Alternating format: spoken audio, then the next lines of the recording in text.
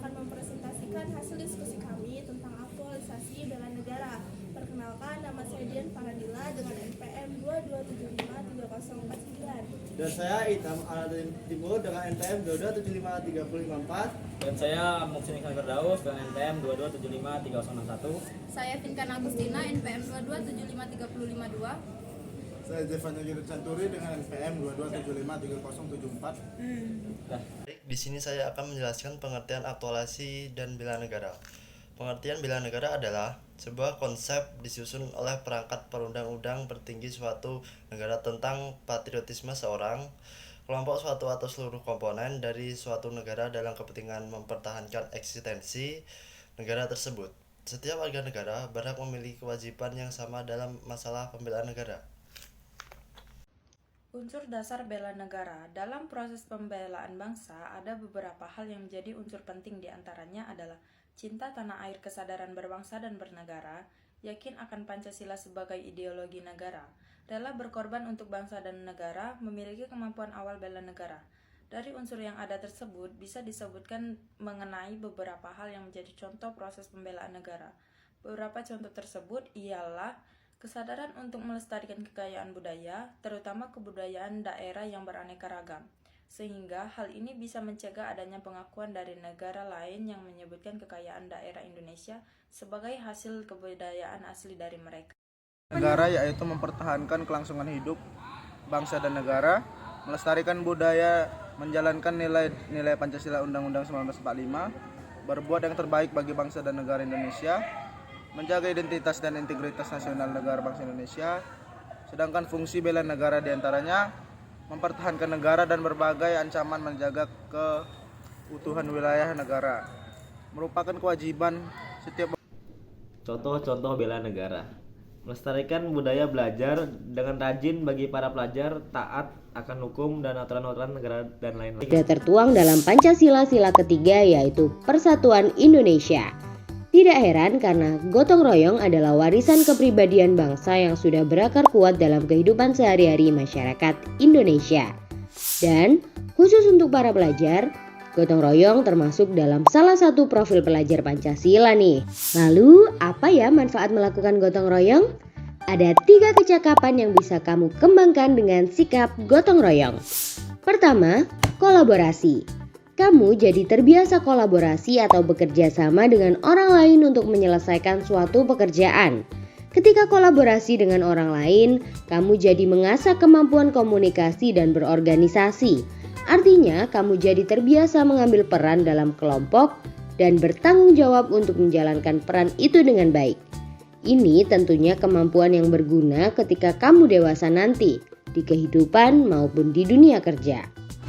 Kedua, kepedulian. Karena melakukan pekerjaan bersama-sama dan saling tolong-menolong, kamu jadi menjalin hubungan yang baik dengan orang lain.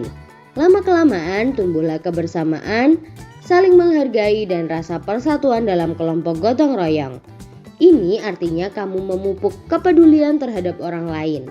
Dengan kepedulian pada sesama, lingkungan kita pun jadi damai dan aman. Terakhir, berbagi. Ketika gotong royong, pastinya kamu berbagi waktu dan tenagamu dalam menyelesaikan pekerjaan. Tidak hanya itu, kamu mungkin juga berbagi informasi dan ilmu yang kamu punyai demi kemajuan bersama. Nah, untungnya informasi dan ilmu tidak berkurang ya kalau dibagi. Malah dengan saling berbagi, makin banyak informasi dan ilmu yang kita punyai. Wah, banyak ya manfaat gotong royong. Lalu gimana dong biar kita bisa memiliki sikap gotong royong? Ada beberapa cara nih. Kalau di lingkungan keluarga, bisa kamu biasakan membantu ibu di rumah. Misalnya, bantu memasak, mengepel, mencuci piring. Pekerjaan jadi cepat selesai dan kamu jadi lebih disayang ibu. Kalau di lingkungan sekolah, ada banyak kesempatan untuk gotong royong. Misalnya, kegiatan membersihkan sekolah atau tugas kelompok. Nah, kalau ada kesempatan ini, kamu kerjakan dengan sungguh-sungguh ya. Berusahalah untuk menjalankan peran dengan baik dan memberi lebih pada kelompokmu. Terakhir, di lingkungan masyarakat, kamu mungkin belum bisa ikut kerja bakti yang butuh tenaga besar, tapi tetap bisa bantu-bantu pekerjaan yang lebih ringan seperti membersihkan peralatan atau membawakan minuman. Apapun bentuk bantuanmu pasti dihargai dan menambah suasana kekeluargaan. Nah, itu dia sikap gotong royong dan apa saja yang bisa kamu lakukan untuk memupuk sikap baik ini. Sekarang aku mau tanya nih, kapan kamu terakhir gotong royong dan di mana? Jawab ya di kolom komentar supaya teman-temanmu juga terinspirasi. Sampai jumpa di video selanjutnya ya teman kece. Kejar cita, kejar ilmu, raih cita. Di sini saya akan menjelaskan tentang manfaat dari bela negara serta memberikan kesimpulan dari penjelasan yang telah dijelaskan oleh teman-teman saya sebelumnya. Manfaat bela negara yang pertama adalah membentuk sikap disiplin, waktu, aktivitas, dan pengaturan kegiatan. Seperti kita mahasiswa dapat menentukan jadwal kuliah kita, harus disiplin dalam berbagai waktu serta aktivitas seperti organisasi atau ormawa yang kita ikuti. Kemudian yang kedua, kita dapat membentuk jiwa kebersamaan dan solidaritas antar sesama rekan seperjuangan. Yang ketiga, membentuk mental dan fisik yang tangguh. Yang keempat, menanamkan rasa kecintaan. Yang keempat, menanamkan rasa kecintaan kita terhadap bangsa serta patriotisme dalam kemampuan diri. Yang kelima, melatih jiwa leadership dalam memimpin diri sendiri maupun kelompok. Yang keenam, membentuk iman dan takwa kita pada agama yang dianut oleh individu.